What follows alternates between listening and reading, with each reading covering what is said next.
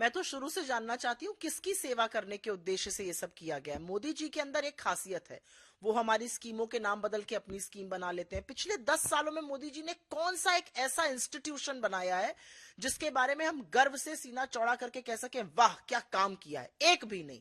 एक के बाद एक तुगलकी फरमान जारी करके इकोनॉमी का भट्टा बिठाया, देश का भट्टा बिठाया, देश का सौदा किया। आज मैं पूछना चाहती हूँ, जो सेवा तीर्थ है ये किसका सेवा तीर्थ है?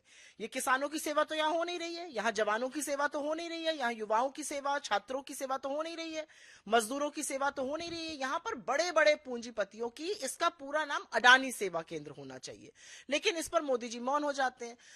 नाम बदलने से या इमारतें बनाने से इतिहास आप नहीं रचते। इतिहास आप रचते हैं जब आप लोगों के लिए कुछ करते हैं।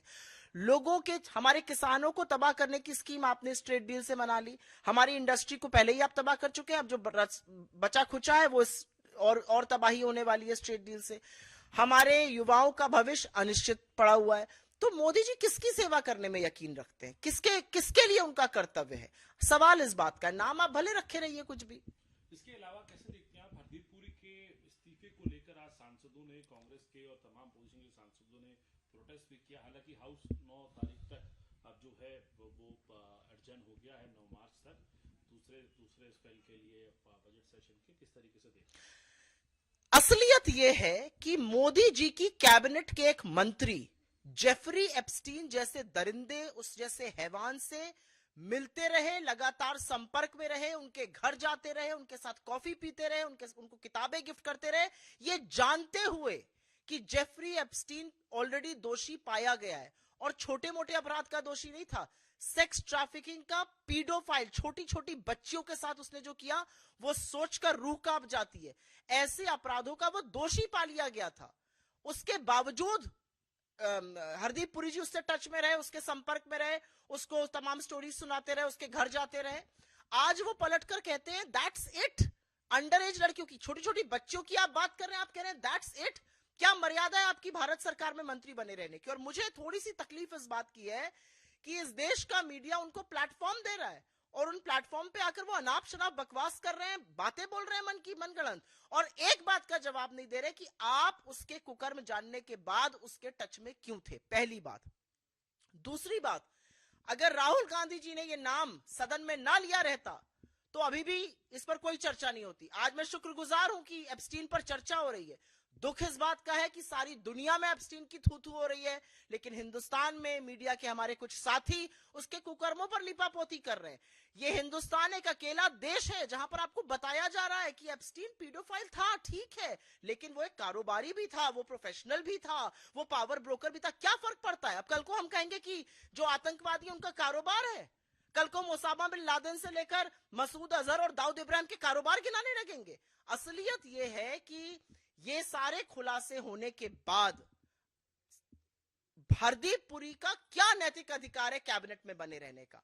और वो जितना बोल रहे हैं उतना वो सरकार की कलई और खोल रहे हैं, क्योंकि उन्होंने एक्सेप्ट किया कि वो जेफरी एप्स्टीन से दोषी सिद्ध होने के बावजूद भी मिलते रहे। ऐसे व्यक्ति की को क्या अपनी आपको कैबिनेट में बनाए रखने की मजबूरी है? ये तो लोग मोदी जी से पूछेंगे। मोदी जी का ना भी उसमें नाम आया है। राहुल गांधी जी ने अगर सदन में नाम ना लिया होता तो इस पर कोई चर्चा नहीं होती। मैं खुश हूं, इस बात की संतुष्टि है कि नेता विपक्ष ने जो हो रहा है इस देश में उसकी कलई खोल के रख दी है। आपका नाम भी लिया था अपने प्रेस कॉन्फ्रेंस में हरदीप पुरी ने, और कहा था कि ईमेल्स की बात जो आप कर रहे हैं वो मेरे नाम का सही उच्चारण नहीं कर पा रहे थे, तो मैंने बिल्कुल उनको उच्चारण पहले लिखकर दे दिया कि मेरा नाम याद रखिएगा और उच्चारण सही करिएगा। सुप्रिया श्रीनेत मेरा नाम है, मैं उत्तर प्रदेश महाराजगंज से आती हूँ। वो बताना चाह रहे थे कि मैंने उनसे पूछा आपको किसने इंट्रोड्यूस किया। ये कोई गर्व की बात नहीं है। आप एक व्यक्ति से कॉफी पीने का टाइम मांग रहे हैं, आप एक व्यक्ति के घर 2015 में, 2016 में, 2017 में गए, वो तो कब का कन्विक्ट हो चुका था। और आपने ये भी माना, सार्वजनिक रूप से माना, मेरा नाम लेते हुए आपने जब प्रेस कॉन्फ्रेंस करी तो आपने ये भी माना कि मैं यहां से बोलना चाहता हूं कि जब मैं गया तो मुझे थोड़ा शक था। आपको शक था? वो दोषी पाया गया था, उसने कबूल किया था कि उसने छोटी छोटी बच्चियों के साथ ये किया है। और जो भी इसको सही ठहरा रहा है, क्या उन्होंने वो वीडियोस, वो पिक्चर्स नहीं देखी जो छोटी बच्चियों की आई? उनमें से कुछ शायद ठीक से बोल भी नहीं सकती होंगी। जो आज जो महिलाएं बड़ी हो गई, वो जो बताती हैं अपनी हॉरिफाइंग टॉर्चरस वहां की कहानी वो सुनकर कोई सिहर उठे, और ऐसे व्यक्ति से भारत सरकार का एक मंत्री लगातार संपर्क में लगातार मिल रहा है। सवाल तो खैर ये भी उठना चाहिए कि मोदी जी का नाम लेके जो उसने लिखा है कि वो इजराइल में गए, उन्होंने क्या क्या किया, जो बोला है कि मोदी जी ने उनकी सलाह मानी, अनिल अंबानी का नाम भी आ रहा है। मतलब क्या इस देश में, इस सरकार में हया शर्म मर्यादा बिल्कुल खत्म हो गई है? हरदीप पुरी को लगता है कि सारी दुनिया उनके इशारों पर चलेगी। वो जिस तरह से, जिस धृष्टता से वो बात करें, मुझे दुख है इस बात का कि एक फॉर्मर डिप्लोमैट, एक भारत सरकार में मंत्री, एक पति और 2 लड़कियों का पिता वहां पे बैठकर कहता है अरे कुछ हुआ होता तो मैं बताता, और वो हंसता। ये हंसने की बात है? किसी को पता नहीं वो कुख्यात अपराधी वहां पर क्या कर रहा था? कैसी बात कर रहे हैं यहां पर ये लोग? आपने क्यों उससे प्रोफेशनल रिलेशनशिप भी बनाई, इस बात का जवाब दीजिए। आखिरी और महत्वपूर्ण सवाल, किरण रिजिजू ने कहा कि हम कोई प्रिविलेज मोशन नहीं लेके आ रहे, सरकार लेके आना चाहती थी लेकिन नहीं, अब निशिकांत दुबे लेके आए हैं सब्सटेंटिव मोशन, उसके ऊपर चर्चा होगी, तय किया जाएगा कि इसको एथिक्स कमेटी को भेजा जाए या प्रिविलेज कमेटी को भेजा जाए, या सीधा सदन में इस पर चर्चा की जाए, ये अगले सत्र में तय किया। किरण रिजिजू ने जितनी किरकिरी सरकार की करानी थी उतनी सदन में करा ली, इस बार के संसद सत्र में करा ली। उन्होंने पहला एक झूठा वीडियो पोस्ट किया जिसमें उन्होंने कहा कि ये देखिए यहां तक महिला सांसद पहुंच गई थी। सबको पता था महिला सांसद वहां पे खड़ी थी, एक बैनर लेके खड़ी थी, वो सार्वजनिक रूप से अवेलेबल था, सबको पता था कि वो वहां पर सांसदों से बात कर रही थी। उन्होंने दूसरा वीडियो रिलीज किया कि ये देखिए स्पीकर के चेंबर में घुसकर लोगों ने ये किया, स्पीकर वहां पे बैठ के मुस्कुरा रहे हैं। वो वीडियो एक कांग्रेस के सांसद ने बनाया, तो कांग्रेस के सांसद ने वीडियो बनाकर आपको दे दिया, मीडिया ने चला दिया, 3 दिन बाद आप उसको एक्सक्लूसिव करके चला रहे हैं। असलियत यह है कि प्रधानमंत्री घबरा रहे थे, प्रधानमंत्री कतरा रहे थे, प्रधानमंत्री हाउस में नहीं आना चाहते थे क्योंकि वहां पर उनसे सवाल जवाब होता। तो प्रधानमंत्री ने महिला सांसदों के ऊपर दोषारोपण कर दिया। महिला सांसद आपकी तरह चुनी हुई सांसद है, वो कोई आतंकवादी थोड़ी है कि आपके ऊपर हमला कर देती। किस तरह की बात और किस तरह का आक्षेप आप लगा रहे हैं?